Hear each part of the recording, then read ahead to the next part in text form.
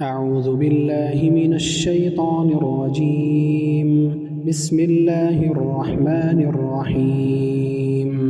اقرأ باسم ربك الذي خلق خلق الإنسان من علق اقرأ وربك الأكرم الذي علم بالقلم علم الإنسان ما لم يعلم. محترم حاضرین کرام اور خواتین اسلام، ہر طرح کی تعریف و توصیف، حمد و ستائش، کبریائی اور بڑائی، تحمید اور تمجید اور تسبیح اللہ رب العالمین وحدہ لا شریک لہ، خالق کائنات، مالک ارض و سما کے لیے لائق اور زیبا ہے۔ درود اور سلام نازل ہو اس دنیا فانی کی طرف بھیجے گئے تمام انبیاء اور رسول پر بالعموم، اور بالخصوص ہمارے نبی جناب محمد رسول اللہ صلی اللہ علیہ وسلم پر، اللہم صلی وسلم مبارک علیہ۔ حضرات گرامی، اللہ سبحانہ و تعالیٰ نے انسانوں میں مرد اور عورت کو یکساں طور پر پیدا کیا ہے۔ اللہ تعالیٰ نے ان کی پیدائش کے بارے میں انہی آیات میں، جن آیات کو نبی جناب محمد رسول اللہ صلی اللہ علیہ وسلم اپنے خطبوں میں پڑھا کرتے تھے، اللہ رب العالمین نے انہی آیات میں سے ایک آیت میں انسان کی پیدائش کا تذکرہ کیا۔ جو آیت میں نے ابھی بھی آپ کے سامنے پڑھی، اللہ تعالیٰ نے فرمایا یا ایھا الناس اتقوا ربکم الذی خلقکم من نفس واحدہ، اے لوگوں تم اپنے اس رب سے ڈرو جس نے تمہیں ایک جان سے پیدا کیا، آدم علیہ السلام سے، وخلق منها زوجها، اور انہی سے ان کی بیوی کو بھی پیدا کیا، وبث منہما رجالا کثیرا ونساء، اور اللہ رب العالمین نے ان دونوں سے بہت سارے مردوں کو اور بہت ساری عورتوں کو پیدا کیا۔ اللہ رب العالمین نے انسانوں کو مرد اور عورت کی شکل میں یکساں طور پر پیدا کیا ہے۔ اس کا معنی اور مفہوم یہ ہے کہ مرد کے لیے عورت کی ضرورت ہے اور عورت کو مرد کی ضرورت ہے۔ یہ گاڑی کے دو پہیے ہیں جس کے بغیر گاڑی چل نہیں سکتی۔ انسانی زندگی کا پورا انحصار، پورا دار و مدار ان دونوں کی زندگیوں پر موقوف ہے۔ اسی وجہ سے حضرت آدم علیہ السلام کو جب اللہ رب العالمین نے بنایا، ان کے اندر روح پھونکی، تو حضرت آدم علیہ السلام کی تخلیق کے بعد سب سے پہلے عورت کی تخلیق ہوئی۔ حضرت آدم علیہ السلام کے بنانے کے بعد اللہ رب العالمین نے ان کی بیوی کو پیدا کیا۔ اس سے پتہ یہ چلتا ہے کہ عورت کی کتنی اہمیت ہے، اس کے بغیر زندگی چل ہی نہیں سکتی۔ ہمارے اسلام نے نبی جناب محمد رسول اللہ صلی اللہ علیہ وسلم کی تعلیمات نے عورتوں کو وہی مقام دیا جو مقام ان کے لائق ہے، ان کے منزلت اور ان کے مرتبے کے لائق ہے۔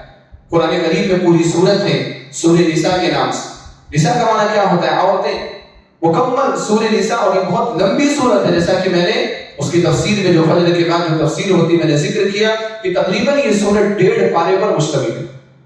چوتھے پارے سے، اس چوتھے پارے کے اخیر سے اس سورت کی شروعات ہو رہی، پورا 5واں پارا مکمل سورہ نساء، اور اس کے بعد 6واں پارا شروع ہو رہا ہے ربع تک، یعنی پاؤ تک۔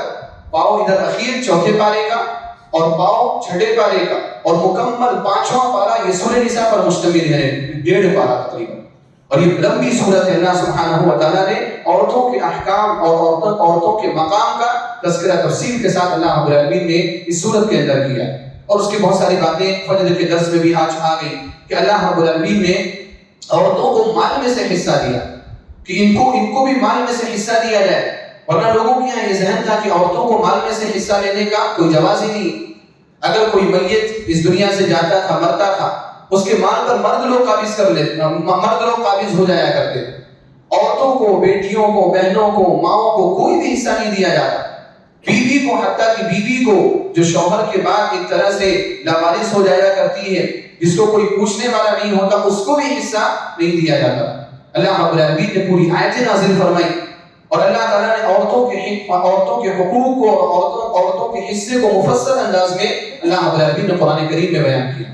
اسی طرح اللہ تعالیٰ نے فرمایا ایھا الذین آمنوا لا یحل لکم ان ترثوا النساء کرہا، اے ایمان والو تمہارے لیے حلال ہی نہیں ہے کہ تم عورتوں کے ان کو مجبور کر کے وارث بن جاؤ۔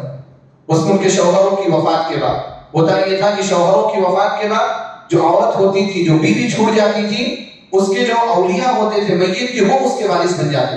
اب وہ اس کے ساتھ چاہے جیسا سلوک کرے۔ اللہ رب العالمین نے فرمایا یحل لکم، ایسا تمہارے لیے حلال نہیں ہے۔ اس کا اپنا نفس ہے، اس کی اپنی عزت ہے، اس کی اپنی مرضی ہے، اس کی اپنی خواہش ہے، وہ کہیں نکاح کرنا چاہتی ہے، اس کو نکاح کرنے دو۔ پھر اسی آیت میں اللہ رب العالمین نے فرمایا وعاشروہن بالمعروف، عورتوں کے ساتھ معروف طریقے سے، اچھے طریقے سے زندگی گزارا کرو، اچھے سے ان کو اپنی زندگیوں میں رکھا کرو۔ یعنی مثالیں آپ کتنی دیں، پوری سورہ نساء اللہ رب العالمین نے انہی آیات سے ذکر کر دی۔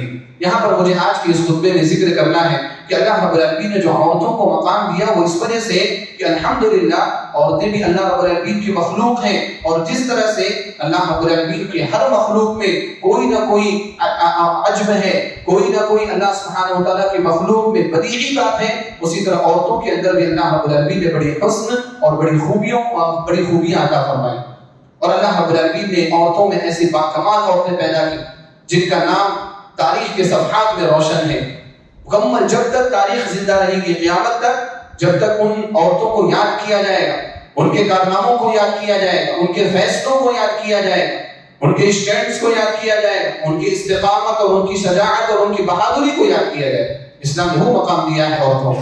ہمارے نبی جناب محمد رسول اللہ صلی اللہ علیہ وسلم نے فرمایا، سنن ابو داؤد کی روایت ہے، اما عائشہ رضی اللہ تعالی عنہا راوی حدیث ہے کہ نبی علیہ السلام نے فرمایا، انما النساء شقائق الرجال، عورتیں مردوں کی جیسی ہی ہیں، عورتیں مردوں کی طرح سے ہی ہیں، جیسے مرد مخلوق ہیں ویسے عورتیں مخلوق ہیں، جیسے مردوں کے ساتھ فطری مسائل ہیں ویسے عورتوں کے ساتھ فطری مسائل ہیں۔ جو شریعت میں حق اور حصہ اور مردوں کا ہے وہی حق اور حصہ عورتوں کا بھی ہے۔ انما النساء شقائق الرجال، شقائق جو لفظ ہے عربی میں شقیق جو کہا جاتا ہے وہ سگے بھائی کو کہا جاتا ہے، شقیق سگا بھائی، شقیقہ سگی بہن کو کہا جاتا ہے۔ اللہ رب العالمین نے وہی لفظ کس کے لیے استعمال کیا؟ مردوں کے بالمقابل عورتوں کے لیے استعمال کیا، کہ مردوں کے بالمقابل عورتوں کا یہ مقام۔ تو عورتیں مردوں کی طرح سے ہی ہیں، جو معنی یہ ہے کہ جس طرح سے ان کی زندگی ہے یعنی مردوں کی، اسی طرح سے عورتوں کی بھی زندگی، اور جس طرح سے مردوں نے کام کیے ہیں بہادری کے اسلام میں، عورتوں نے بھی اسلام میں بڑی بہادری کے کام کیے، ان کا تذکرہ کیا جانا چاہیے، اور ان کے تذکرے کی روشنی میں ہمیں اپنے لیے اسوہ اور نمونہ تلاش کرنا چاہیے۔ آج میرے اس خطبے کو پیش کرنے کا مقصد یہ ہے کہ یہ جو باتیں میں آج آپ کے سامنے ذکر کر رہا ہوں، یہ باتیں ہمارے لیے یعنی ہم مردوں کے لیے بھی دلیل رہیں کہ جب عورتیں ایسا کام کر سکتی ہیں، اتنے باکمال کام کر سکتی ہیں، تو پھر ہم مردوں کو تو بدرجہ اولا اس طرح کے باکمال کام کرنے چاہیے۔ اور خصوصاً میں عورتوں کے لیے ان عورتوں کو اسوہ کے طور پر پیش کرنا چاہتا ہوں۔ ہمارے یہاں کی عورتیں جو ہیں وہ بہت حد تک ایک دنیاوی طور پر مشغول ہیں، ان کی زندگی دنیا سے باہر نہیں نکلتی۔ دین کیا ہے، اسلام کیا ہے، ایک عام خیال یہ سمجھا جاتا ہے کہ دین سمجھنا، اسلام سمجھنا، دینی احکام پر عمل کرنا یہ مردوں کا کام ہے، یہ ہمارا کام نہیں ہے۔ عورتوں کو یہ معلوم ہونا چاہیے کہ دین سے ہی عزت مردوں کی بھی ہے اور دین سے ہی عزت عورتوں کی بھی ہے۔ اللہ رب العالمین نے تمہیں دین کے ذریعے سے مقام دیا ہے، دین کے علاوہ تمہیں مقام نہیں مل سکتا۔ تو یہ ہم سب کے لیے اسوہ، مردوں اور عورتوں کے لیے یکساں اسوے کی بات ہے، یکساں نمونے کی بات ہے۔ تو ان عورتوں کا جن کا میں تذکرہ کرنے جا رہا ہوں، ان عورتوں کو اور ان عورتوں کے باکمال کاموں کو اور ان کے فیصلوں کو ہمیشہ ہمیں اپنی نگاہوں کے سامنے رکھنا چاہیے۔ اللہ کے رسول صلی اللہ علیہ وسلم نے فرمایا، صحیح بخاری اور صحیح مسلم کی روایت ہے، ابو موسیٰ اشعری رضی اللہ تعالیٰ عنہ راوی حدیث ہے، آپ نے فرمایا کمل من الرجال کثیر، آدمیوں میں مردوں میں بہت سارے لوگ باکمال ہوئے۔ اب باکمال لوگوں کی اگر بات کی جائے تو انبیاء کرام سب سے باکمال، اور نبی عورتوں میں سے کوئی بھی نہیں ہوتا، جیسا کہ اللہ رب العالمین نے فرمایا وَمَا أَرْسَلْنَا مِن قَبْلِكَ إِلَّا رِجَالًا، اے نبی علیہ السلام ہم نے آپ سے پہلے جتنے بھی رسول بھیجے سب مرد بھیجے۔ رسول مرد ہی ہو سکتا ہے، نبی مرد ہی ہو سکتا ہے۔ رسالت اور نبوت کے لیے اللہ رب العالمین نے عورتوں کا انتخاب نہیں کیا، کیونکہ اتنی بڑی ذمہ داری ہے کہ ان کی ذمہ داری عورتیں بخوبی مکمل نہیں کر سکتی۔ ان کے اپنے فطری مسائل ہیں، ان کی اپنی فطری نزاکتیں ہیں، وہ نزاکتیں ان ذمہ داریوں کے آڑے آ سکتی ہیں۔ اس وجہ سے اللہ رب العالمین نے رسول اور نبی کس کو بنایا؟ مردوں کو بنایا۔ تو نبی علیہ السلام نے فرمایا کمل من الرجال کثیر، مردوں میں بہت سارے لوگ باکمال ہوئے۔ انبیاء کرام کو چھوڑ دیں آپ تو صدیقین، شہداء اور صالحین کی ایک لمبی فہرست ہے، ہر امت ایک لمبی فہرست ہے۔ حضرت نوح علیہ السلام سے لے کر کے آج تک ہمارے نبی جناب محمد رسول اللہ صلی اللہ علیہ وسلم کی زندگی تک ان کے اصحاب تھے اور ان کے حواری تھے، ان کے ساتھ میں رہنے والے لوگ تھے جنہوں نے بڑے بڑے کام کیے، جنہوں نے بڑی بڑی قربانیاں دی۔ ہمارے نبی صلی اللہ علیہ وسلم کے ساتھیوں میں ابو بکر رضی اللہ تعالی عنہ، عمر رضی اللہ تعالی عنہ، عثمان رضی اللہ تعالی عنہ، علی رضی اللہ تعالی عنہ، عبد الرحمن بن عوف رضی اللہ تعالی عنہ، معاویہ رضی اللہ تعالی عنہ، یہ سب بڑے بڑے صحابہ کرام، یہ سب بڑے باکمال مرد ہیں۔ تو آپ نے فرمایا کہ مردوں میں بڑے باکمال ہوئے۔ وَلَمْ يَكْمُلْ مِنَ النِّسَاءِ، الا آسیۃ امرأۃ فرعون، اور عورتوں میں سے بہت کم عورتیں باکمال ہوئیں۔ باکمال ہونے کا معنی کہ ان کی شجاعت، ان کی بہادری، ان کی استقامت اور ان کے فیصلے ایسے ہوں کہ تاریخ ان کو یاد رکھے۔ ایسی عورتیں ہوئی ہیں، یقیناً ہوئی ہیں، لیکن بہت کم ہوئی ہیں، لیکن ہونا چاہیے۔ آپ صلی اللہ علیہ وسلم کی اس حدیث کے پیش کرنے کا، آپ کا اس بات کو لوگوں کے سامنے، صحابہ کرام کے سامنے پیش کرنے کا مقصد کیا تھا؟ عورتوں کو اس بات پر ابھارنا کہ تمہیں بھی باکمال بننے کی کوشش کرنی۔ اللہ رب العالمین نے تمہیں کسی بھی چیز میں پیچھے نہیں رکھا ہے۔ علم میں بھی اگر تم آگے رہنا چاہو، علم میں بھی آگے رہ سکتے ہو۔ انسانیت کی خدمت میں اگر تم اپنے آپ کو آگے رکھنا چاہو، انسانیت کی خدمت میں تم اپنے آپ کو آگے رکھ سکتی ہو۔ جو بھی چیزیں ہیں شریعت کے لحاظ سے عورتوں کے لیے مناسب، عورتوں کے لیے جائز، عورتیں اس میں اپنے آپ کو باکمال بنا سکتی ہیں۔ آپ علیہ الصلوۃ والسلام نے فرمایا کہ مردوں میں تو بڑے باکمال ہوئے، لیکن عورتوں میں چند عورتیں باکمال ہوئیں۔ پھر آپ علیہ الصلوۃ والسلام نے بطور مثال چند عورتوں کا تذکرہ کیا۔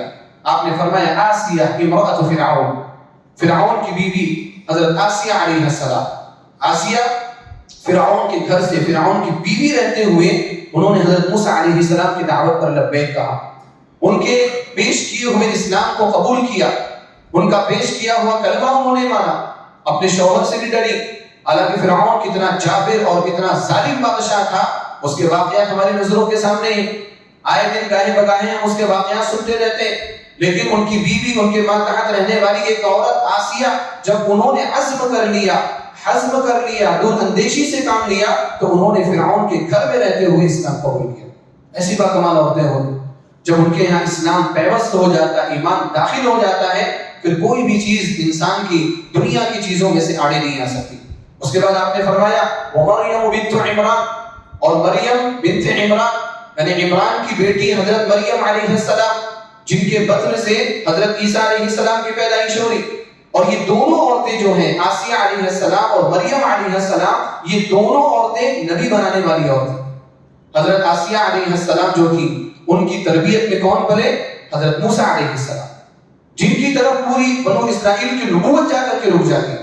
موسیٰ علیہ السلام کا بڑا نام، حالانکہ ابراہیم علیہ السلام جد امجد، لیکن ابراہیم علیہ السلام کی اولاد میں جتنے انبیاء ہوئے، سب انبیاء انہی کی اولاد میں ہوئے۔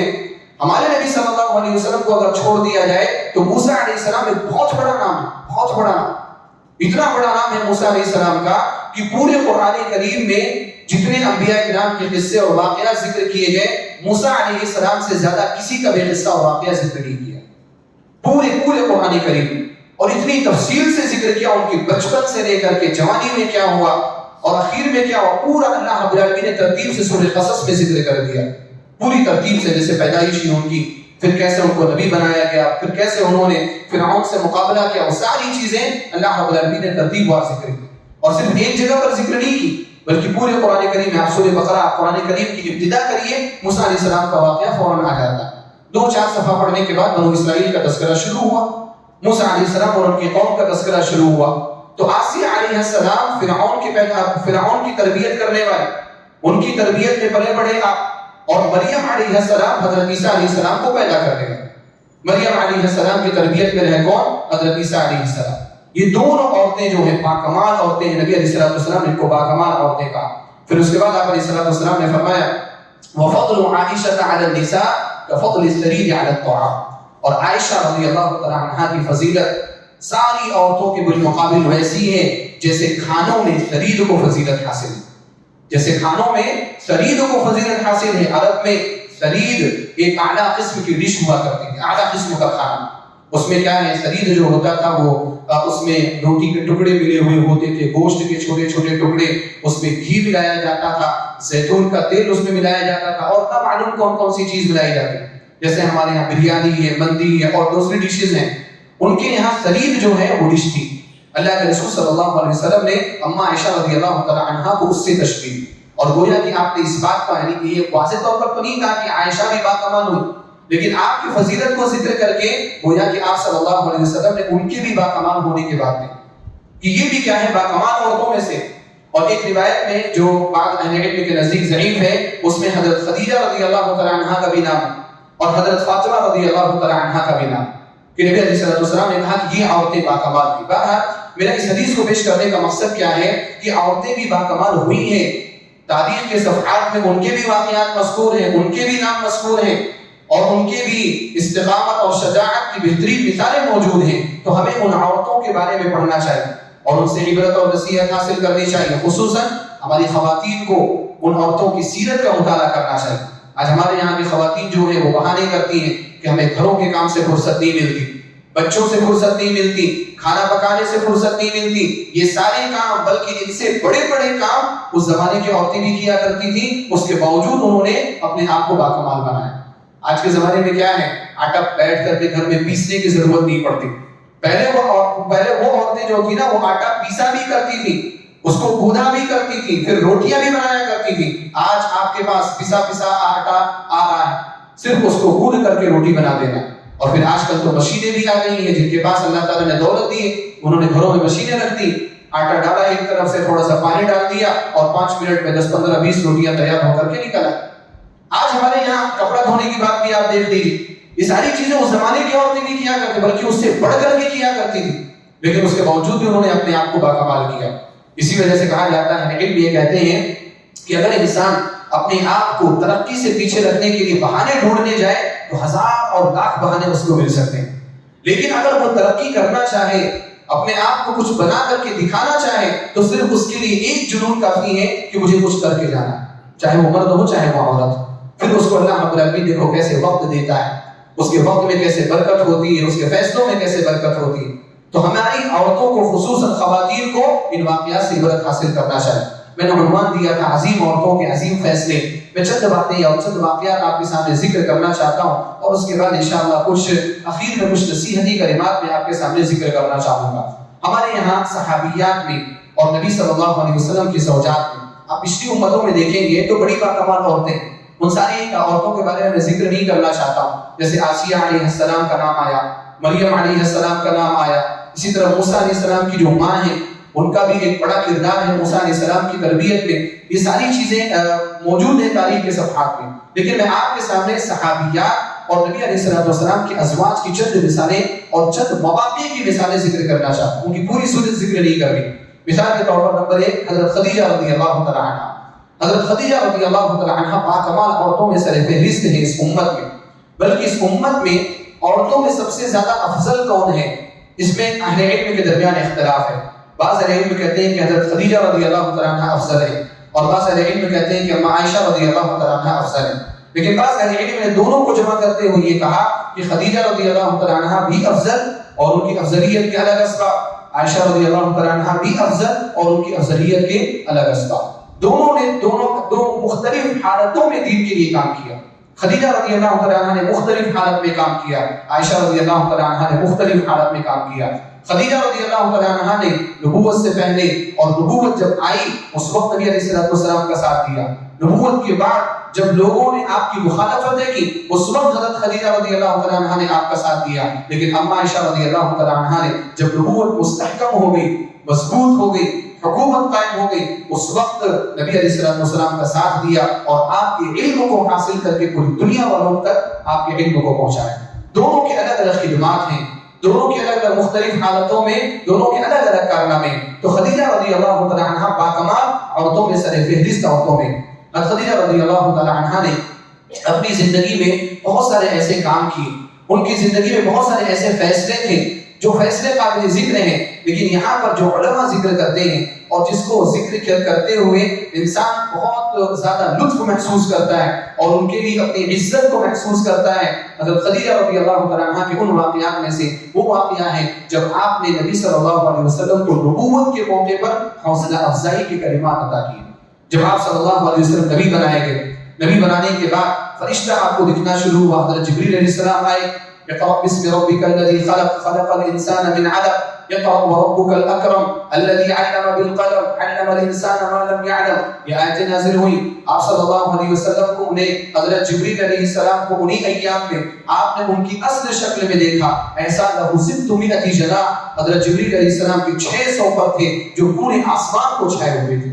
اب کوئی ایسی مخلوق آپ باہر نکلے اور کوئی ایسی چیز آپ کو دکھے کہ اس کی وجہ سے آسمان آپ کو دکھائی نہ دے، کوئی غلط مخلوق دکھائی دے، کیسی دہشت ہوگی. لوگ تو مر جائیں گے، حمل ثابت ہو جائیں گے، لوگ بے ہوش ہو جائیں گے. اللہ کے رسول صلی اللہ علیہ وسلم کی کیا حالت ہوئی ہوگی. ایسے جب نازک حالات میں اور ایسی حالتوں میں نبی علیہ السلام نے خود کہا تھا حضرت خدیجہ رضی اللہ تعالیٰ عنہ سے لقد خشیت علی نفس الہلاک، ایسا لگتا ہے کہ میں اب مر جاؤں گا، یعنی میں ہلاک ہو جاؤں گا، یہ میں کیا دیکھ رہا ہوں، یہ میرے ساتھ کیا چیزیں ہو رہی، ایسا لگتا ہے کہ میری موت کا وقت قریب ہے۔ کتنا پریشان تھے اس وقت نبی صلی اللہ علیہ وسلم۔ حضرت خدیجہ رضی اللہ تعالیٰ عنہ کے چند کلمات نے نبی صلی اللہ علیہ وسلم کی زندگی میں وہ تبدیلی لائی، آپ کو وہ حوصلہ دیا کہ پھر آپ علیہ السلام 23 سال تک نبوت کے فرائض کو انجام دیتے رہے، اور آپ نبوت کے فرائض کو انجام دینے میں ذرہ برابر بھی آپ نے کسر نہیں اٹھائی، پوری تندگی کے ساتھ پوری مضبوطی کے ساتھ آپ نے ان فرائض کو انجام دیا۔ وہ جملے کیا تھے؟ حضرت خدیجہ رضی اللہ تعالیٰ عنہ نے کہا کلا، ہرگز ایسا نہیں ہو سکتا، آپ ہلاک ہو جائیں، آپ اس دنیا سے چلے جائیں، ابھی ایسا نہیں ہو سکتا، ابشر، آپ کو ٹینشن لینے کی ضرورت نہیں ہے، آپ کو خوش رہنے کی ضرورت ہے، کلا ابشر فواللہ لا یخزیک اللہ ابدا، اللہ کی قسم اللہ رب العالمین آپ کو کبھی بھی رسوا نہیں کرے گا، اللہ رب العالمین آپ کو کبھی بھی ذلیل نہیں کرے گا۔ یہ رسوا کرنے کی بات کیا ہے؟ کیوں حضرت خدیجہ رضی اللہ تعالیٰ عنہ نے نبی صلی اللہ علیہ وسلم سے یہ بات کہی کہ اللہ تعالیٰ آپ کو رسوا نہیں کرے گا، کیوں کہی یہ بات؟ ایسا سمجھ میں آتا ہے اللہ اعلم خدیجہ رضی اللہ تعالیٰ عنہ نے یہ بات اس لیے کہی کیونکہ نبی علیہ السلام نے اس سے پہلے جو 40 سالہ جو زندگی گزاری تھی، آپ نے بڑی پاکیزہ زندگی گزاری تھی۔ حالانکہ وہ دور کیسا تھا؟ جاہلیت کا دور تھا، وہ دور ایسا تھا جہاں شراب عام تھی، وہ دور ایسا تھا جہاں زنا عام تھا، وہ دور ایسا تھا جہاں بیٹیوں کو درگور کر دیا جاتا تھا، وہ دور ایسا تھا جہاں امانتوں کا پاس نہیں رکھا جاتا تھا، وہ دور ایسا تھا جہاں جھوٹ بولنا کوئی معیوب عمل نہیں سمجھا جاتا تھا، کوئی انسان کچھ بھی کرے کوئی بھی اس کے اوپر نکیر کرنے والا نہیں تھا، کوئی بھی اس کے اوپر انگلی اٹھانے والا نہیں تھا۔ اس دور میں بھی 40 سال نبی علیہ السلام نے بالکل پاکیزہ زندگی گزاری، بالکل لوگوں سے ہٹ کر کے، لوگوں سے الگ۔ لوگ شراب پی رہے ہیں، آپ شراب نہیں پی رہے، لوگ زنا کی طرف بھاگ رہے ہیں، آپ زنا نہیں کر رہے۔ اب ایسی صورت میں اگر مان لیجئے سارے لوگ مجرم ہیں، سارے لوگ فحش کام کر رہے ہیں، اور ایک بندہ کیا ہے؟ ایک بندہ اچھا ہے، تو اس بندے پر نا لوگ تنزیہ نگاہ رکھتے ہیں، اس کا مذاق اڑاتے ہیں، بڑا آیا صاف ستھرا پاکیزہ زندگی بسر کرنے والا، کیسی زندگی بسر کر رہا ہے۔ ایسی باتیں ہوتی ہیں۔ آج بھی دیکھو آپ، آج کے دور میں نماز پڑھنے والوں کی تعداد کم ہے، اگر کوئی بندہ نمازوں کا پابند ہو جاتا ہے نا تو لوگ اس کے اوپر طرح طرح سے انگلیاں اٹھانے لگ جاتے ہیں، نماز پڑھتے ہیں یہ کرتے ہیں، نماز پڑھتے ہیں وہ کرتے ہیں، نماز پڑھتے ہیں یہ، یعنی الزام لگا کہ نماز پڑھ رہے ہیں، گناہ ہے کیا اس کا؟ ایک بندہ نماز نہیں پڑھ رہا اور ساتھ میں چوریاں بھی کر رہا، اس کو کوئی کچھ بولنے والا نہیں، لیکن اگر ایک بندے نے نماز پڑھ لی اور چوری کر لی اس نے، تو ساری انگلیاں اس کے نماز پر اٹھ جائیں۔ نماز پڑھ رہا ہے، چوری کر رہا ہے، بھئی ایک کام تو صحیح کر رہا ہے نا، اس کو تو آپ دیکھو، لیکن لوگوں کا ذہن کیا ہو گیا؟ منفی ہو گیا ہے۔ تو اس دور میں نبی علیہ السلام زندگی گزار رہے تھے جہاں طرح طرح کے لوگ تھے، ہو سکتا ہے لوگ سوالات کرتے ہوں، ہو سکتا ہے لوگ آپ کو طنز و تعریض کا نشانہ بناتے ہوں۔ ایسی صورت میں آپ تصور کریں، غور کریں کہ 40 سال ہوا، 40 سال کی مدت کے بعد اگر کسی ایسے ناگہانی حادثے کی وجہ سے آپ صلی اللہ علیہ وسلم کی وفات ہو جاتی اور آپ علیہ السلام اس دنیا سے چلے جاتے، تو لوگوں کو کہنے کا ایک موقع مل جاتا کہ دیکھو زندگی گزارنی ہے تو شراب پیو، زنا کرو، اس طرح سے زندگی گزارو، اچھے سے زندگی گزارو گے نا تو محمد صلی اللہ علیہ وسلم کا جیسا حال ہوا ویسا ہی حال ہوا۔ ہو سکتا ہے انہی باتوں کو مد نظر رکھتے ہوئے خدیجہ رضی اللہ تعالیٰ عنہا نے کہا واللہ لا یخزیک اللہ ابدا، اللہ کی قسم اللہ تعالیٰ آپ کو کبھی بھی رسوا نہیں کرے گا۔ کتنی دانش مندی کی بات، کتنی عقل مندی کی بات۔ ان کی زوجہ تھی، بیوی تھی، دیکھ رہی تھی کہ میرا شوہر اتنا پاکیزہ ہے، اتنا اچھا شوہر، اتنا اچھا مرد، اتنا اچھا انسان، اس کے بارے میں لوگ پتہ نہیں کیا باتیں بتائیں گے۔ واللہ لا یخزیک اللہ ابدا۔ پھر اس کے بعد دلیلیں بھی دی، ایسی تعریف نہیں کر رہی تھی، چاپلوسی میں بھی تعریف کی جاتی ہے جو بغیر دلیل کے ہوتی ہے۔ خدیجہ رضی اللہ تعالیٰ عنہا نے دلیلیں دی۔ آپ نے کہا انک لتصل الرحم، آپ کو اللہ تعالیٰ کیسے رسوا کرے گا، کیسے آپ اس دنیا سے ایسے چلے جائیں گے؟ انک لتصل الرحم، آپ رشتہ داروں کا سب سے زیادہ خیال رکھتے ہیں، رشتہ داریوں کو جوڑنا، رشتہ داروں سے محبت کرنا، ان کے ساتھ حسن سلوک کرنا آپ سے بہتر کون کرتا ہے؟ انک لتصل الرحم، آپ رشتہ داروں کا خیال رکھتے ہیں، وتصدق الحدیث، آپ سچی بات کیا کرتے ہیں، وتحمل الکل، اور جو ناکارہ ہوتا ہے، جو کمانے کے لائق نہیں ہے، آپ اس کو کما کر کے دے دیتے، وتکسب المعدوم، جو غریب ہے، محتاج ہے، مانگنے آتا ہے، آپ اس کو عطا کر دیتے ہیں، وتقری الضیف، آپ مہمانوں کی مہمان نوازی کیا کرتے ہیں، وتعین علی نوائب الحق، اگر کوئی آسمانی آفت آ جائے، اولے برس جائے، بارش ہو جائے، سیلاب آ جائے، آپ لوگوں کی بڑھ چڑھ کر کے مدد کیا کرتے ہیں، اللہ رب العالمین آپ کو کیسے رسوا کرے گا؟ حضرت خدیجہ رضی اللہ تعالیٰ عنہ کی یہ بات، اس کے بعد نبی صلی اللہ علیہ وسلم کی زبان سے اور آپ کے تعلق سے ہمیں کوئی بھی حدیث ایسی نہیں ملتی کہ آپ علیہ السلام نے یہ کہا ہو کہ لقد خشیت علی نفس الہلاک، کہ مجھے اپنے نفس کے لیے ہلاکت کا خوف ہے، میں ڈر رہا ہوں میرے ساتھ یہ کیا ہو رہا ہے۔ نبی علیہ السلام نے بعد میں کبھی بھی نہیں کہا۔ یہ باکمال عورت ہے خدیجہ رضی اللہ تعالیٰ عنہ، اور یہ ان کا باکمال قول ہے، ان کا یہ باکمال فیصلہ ہے، جس فیصلے نے نبی صلی اللہ علیہ وسلم کے کندھوں کو مضبوط کیا، آپ کے پیروں کے اندر ثابت قدمی عطا کی، آپ کے دل کے اندر وہ طاقت پیدا کی کہ انہوں نے نبوت کے فرائض کو کما حقہ انجام دیا۔ یہ خدیجہ رضی اللہ تعالیٰ عنہ کی کمال والی بات ہے۔ اما عائشہ رضی اللہ تعالیٰ عنہ کی ایک مثال میں آپ کے سامنے ذکر کیے دیتا ہوں۔ اما عائشہ رضی اللہ تعالیٰ عنہ کی زندگی بھی بڑی مثالوں سے بھری پڑی ہے، لیکن ایک مثال جو ہے بڑی اہم مثال ہے، اس کو اہل علم ذکر کیا کرتے ہیں آپ کی فضیلت میں سر فہرست، وہ یہ تھا کہ ایک مرتبہ ازواج مطہرات نے نبی صلی اللہ علیہ وسلم کی تمام بیویوں نے، 9 بیویاں تھیں ایک ساتھ بیعت وقت، ویسے تو 11 بیویاں تھیں لیکن بیعت وقت 9 بیویاں تھیں، ان تمام بیویوں نے اکٹھے ہو کر کے اللہ کے رسول صلی اللہ علیہ وسلم سے خرچ میں اضافے کا مطالبہ کیا۔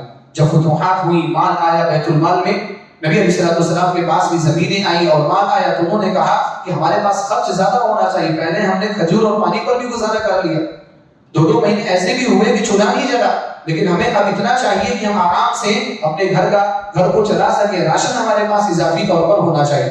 اب اللہ کے رسول صلی اللہ علیہ وسلم کی تربیت ایسی نہیں تھی، آپ علیہ السلام جیسے خود تھے زاہد، دنیا سے بے رغبت، ویسے اپنی ازواج مطہرات کو زہد کی تعلیم دیا کرتے تھے۔ اب ان کا یہ مطالبہ اللہ کے رسول صلی اللہ علیہ وسلم کو پسند نہیں آیا، نبی علیہ السلام ناراض ہو گئے، اور آپ علیہ السلام نے تمام عورتوں کو بیعت وقت چھوڑ دیا، سمرانی نہیں کہ طلاق دے دیا۔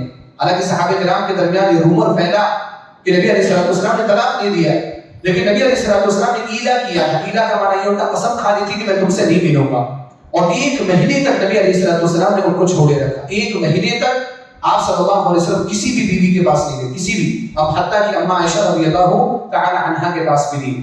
1 مہینے تک آپ نے ایلا کیا۔ 1 مہینے کے بعد اللہ رب العالمین نے سورہ احزاب کی آیتیں نازل فرمائی۔ اللہ تعالیٰ نے کہا یا ایھا النبی قل لازواجک ان کنتن تريدن الحیاة الدنیا وزینتها فتعالین امتعکن واسرحکن سراحا جمیلا۔ یہ آیتیں جب نازل ہوئی، ان کا ترجمہ میں ذکر کر رہا ہوں، یہ جب آیتیں نازل ہوئیں، اللہ کے رسول صلی اللہ علیہ وسلم سب سے پہلے اما عائشہ رضی اللہ تعالیٰ عنہا کے پاس گئے اور ان کے پاس جا کر کے کہا انی ذاکر لک امرا، صحیح بخاری سے مسلم کی روایت ہے کہ میں آپ کے سامنے ایک بات کا تذکرہ کرنے والا ہوں، اور میں یہ چاہتا ہوں کہ لا تستعجلی علیک، کہ آپ اس معاملے میں، اس فیصلے میں آپ جلد بازی کا مظاہرہ نہ کریں، میں آپ کو ایک اختیار دینے والا ہوں، آپ اس میں جلد بازی کا مظاہرہ نہ کریں، حتی تستقبلی ابویک، یہاں تک کہ اس معاملے میں آپ اپنے ابا اور اماں سے مشورہ کر لیں، اپنے والدین سے آپ مشورہ کر لیں، ابو بکر رضی اللہ تعالیٰ عنہ سے آپ مشورہ کر لیں، آپ مشورہ کرنے کے بعد مجھے بتانا، میں ابھی خالی آپ کو اختیار دیے دیتا ہوں۔ پھر نبی علیہ السلام نے وہ 2 آیتیں پڑھ کر کے سنائی جو سورہ احزاب کی آیتیں۔ اللہ نے فرمایا ایھا النبی، اے نبی صلی اللہ علیہ وسلم، قل لازواجک، آپ اپنے بیویوں سے صاف صاف کہہ دیں، ان کنتن تريدن الحیاة الدنیا وزینتها، کہ اگر تم دنیا کی زندگی کو چاہتی ہو، دنیا کی زیب و زینت اور دنیا کی آرائش اور زیبائش کو چاہتی ہو، ان کنتن تريدن الحیاة الدنیا وزینتها فتعالین، آؤ میرے پاس آؤ، امتعکن، جتنا مال میں دے سکتا ہوں تمہیں، میں تمہیں تمہارا مال دے دوں گا، جتنا کچھ بھی ہے میرے پاس، جو زمین ہے دے دوں گا، جو درہم و دینار ہے میرے پاس، جو میری ملکیت میں دے دوں گا، امتعکن، لیکن دینے کے بعد میں تمہیں رکھوں گا نہیں، واسرحکن سراحا جمیلا، میں تم سب کو آرام سے بغیر کسی لڑائی کے اور بغیر کسی جھگڑے کے میں تم سب کو رخصت کر دوں۔ دنیا چاہتی ہوں میں دے سکتا ہوں، مال دے سکتا ہوں، متاع دے سکتا ہوں، لیکن مال دینے کے بعد میں تمہیں اپنے پاس نہیں رکھوں گا، کیونکہ میری بیویاں ایسی نہیں ہو سکتی جو دنیا کی طلبگار ہوں، جو دنیا کی آرائش اور زیبائش کے پیچھے بھاگنے والی ہوں، میری زوجیت میں ایسی بیویاں نہیں رہ سکتی۔ اگر تم دنیا اور دنیا کی زینت کو چاہتی ہو تو آؤ، امتعکن واسرحکن سراحا جمیلا۔ پھر اللہ نے کہا وَإِن كُنتُنَّ تُرِيدْنَ اللَّهَ وَرَسُولَهُ وَالدَّارَ الْآخِرَةَ، لیکن اگر تم اللہ اور اس کے رسول کو چاہتی ہو، یعنی اللہ کی محبت ہے، رسول صلی اللہ علیہ وسلم کی محبت ان کی رسالت کی وجہ سے ہے، رسول صلی اللہ علیہ وسلم کی محبت زوجیت کی وجہ سے نہیں، ان کی رسالت کی وجہ سے تم انہیں محبوب رکھتی ہو کہ وہ رسول ہیں اور نبی ہیں، اور ان کی زوجیت اس وجہ سے رہنا چاہتی ہو کہ وہ رسول اور نبی ہیں، اللہ کو چاہتی ہو، رسول کو چاہتی ہو، والدار الآخرہ، اور آخرت کے گھر کو چاہتی ہو۔ وَإِن كُنتُنَّ تُرِيدْنَ اللَّهَ وَرَسُولَهُ وَالدَّارَ الْآخِرَةَ فَإِنَّ اللَّهَ أَعَدَّ لِلْمُحْسِنَاتِ مِنكُنَّ أَجْرًا عَظِيمًا۔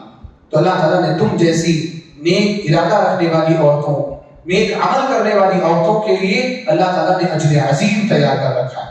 یعنی اگر تم دنیا کو نہیں چاہتی، اللہ اور اس کے رسول اور آخرت کو چاہتی ہو، تو تمہیں ویسے ہی رہنا پڑے گا جیسے میں نے ابھی تک رکھا ہے۔ اگر دنیا چاہتی ہو تو میں دوں گا اور آزاد کر دوں گا، لیکن میں جیسا چاہتا ہوں اگر ویسے رہنا چاہتی ہو، اللہ اور اس کے رسول اور آخرت کی زندگی کو چننا چاہتی ہو، تو پھر اللہ رب العالمین تمہیں اجر عظیم عطا کرے گا۔ اس کے بعد نبی علیہ السلام نے کہا کہ یہ جو اختیار ہے یہ اللہ تعالیٰ کی جانب سے اختیار دیا گیا، اور میری زبانی تمہیں اختیار دیا گیا، میں نہیں چاہتا ہوں کہ تم اس معاملے میں جلدی کرو۔ اما عائشہ رضی اللہ تعالیٰ عنہا نے نبی صلی اللہ علیہ وسلم کی بات ختم ہوتے ہی انہوں نے کہا کہ میں اللہ اور اس کے رسول اور آخرت کو انتخاب کرتی ہوں، میں اس کو چنتی ہوں۔ انہوں نے کچھ بھی نہیں سوچا۔ پھر نبی علیہ السلام نے کہا، میں نے کہا مشورہ کر لینا۔ تو اللہ اما عائشہ رضی اللہ تعالیٰ عنہا نے فرمایا، اے اللہ کے رسول صلی اللہ علیہ وسلم، افیک استقبل ابویہ، آپ کے لیے میں اپنے والدین سے مشورہ کرنے جاؤں؟ یعنی میرے پاس اتنی عقل نہیں ہے، میرے پاس اتنی دانش مندی تھی، میں آپ کے لیے والدین کے پاس جاؤں گی مشورہ کرنے؟ یہ ایک ایسی چیز ہے جس سے مشورہ کرنے کی کوئی ضرورت نہیں، میں آپ کا انتخاب کرتی ہوں، میں آپ کو چنتی ہوں۔ اما عائشہ رضی اللہ تعالیٰ عنہا کی یہ بات آپ کو لگے گا نا کہ کوئی بڑی عمر کی خاتون اور جس نے بہت دنیا دیکھی ہو اور جس نے بہت زیادہ تجربے اور مشاہدے کی ہو، اس کی بات ہوئی۔ اما عائشہ رضی اللہ تعالیٰ عنہا کی عمر کتنی رہی ہوگی آپ دیکھیں؟ جب نبی علیہ السلام کے پاس رخصت ہو کر کے آئی تو ان کی عمر کتنی تھی؟ 9 سال کی، اور اس کے بعد 11 ہجری میں آپ کی وفات ہو جاتی ہے، یعنی نبی صلی اللہ علیہ وسلم کی وفات ہو جاتی، یعنی آپ صلی اللہ علیہ وسلم کی وفات کے وقت آپ کی عمر کتنی تھی؟ 10 سال جوڑ لیں، 19 سال۔ اور یہ اس درمیان کے کبھی کا واقعہ ہے۔ سورہ احزاب کی آیتیں غزوہ خندق کے بعد یعنی سن 5 ہجری میں نازل ہونے والی آیتیں، تو کتنی عمر ہے؟ 12-13 سال، اس سے زیادہ نہیں۔ 12-13 سال کی خاتون اتنی بڑی بات کری کہ میں آپ کے بارے میں اپنے والدین سے مشورہ کرنے جاؤں۔ یہ اما عائشہ رضی اللہ تعالیٰ عنہا کا کمال ہے، اور یہ باکمال عورت ہے اور ان کا باکمال فیصلہ ہے۔ چند اور فیصلے اور کارنامے مجھے ذکر کرنے تھے، لیکن میرا وقت ختم ہوا۔ انشاءاللہ آئندہ خطبوں میں ان کو ذکر کر کے جو نصیحتی کلمات تھے انشاءاللہ آگے کے خطبے میں ذکر کروں گا۔ اللہ رب العالمین سے میں دعا کرتا ہوں، الہ العالمین تو ہم سب کو نبی صلی اللہ علیہ وسلم کی ازواج اور آپ کی صحابیات کی سیرت کو پڑھنے کی توفیق عطا فرما۔ الہ العالمین تو ہمیں باکمال عورتوں کی سیرت اور ان کی کردار کو پڑھنے کی توفیق عطا فرما، اور ان کی زندگی کو ہم سب کو اپنے لیے مشعل راہ بنانے کی توفیق عطا فرما۔ الہ العالمین تو اسلام اور ایمان کی محبت ہمارے دلوں کے اندر پیدا فرما۔ الہ العالمین صحابہ کی محبت، صحابیات کی محبت تو ہمارے دلوں کے اندر پیدا فرما۔ الہ العالمین تو عبادات کی محبت پیدا فرما، ہم سب کو عبادات کرنے کی توفیق عطا فرما، فرائض کی پابندی کرنے کی توفیق عطا فرما، ہمارے عبادات میں اخلاص پیدا فرما، ہمارے عبادات کو شرف قبول عطا فرما۔ الہ العالمین جو لوگ بیمار ان کو شفایابی عطا فرما، جو مقروض ہیں ان کے قرض کی ادائیگی میں ان کی مدد فرما، جو پریشان حال ہیں ان کی پریشانیوں کو دور فرما۔ الہ العالمین جب تک ہم اس دنیا میں زندہ رہیں اسلام اور ایمان کا زندہ فرما، اور ہمارا خاتمہ لا الہ الا اللہ محمد رسول اللہ پر فرما۔ آمین و آخر دعوانا الحمد للہ رب العالمین۔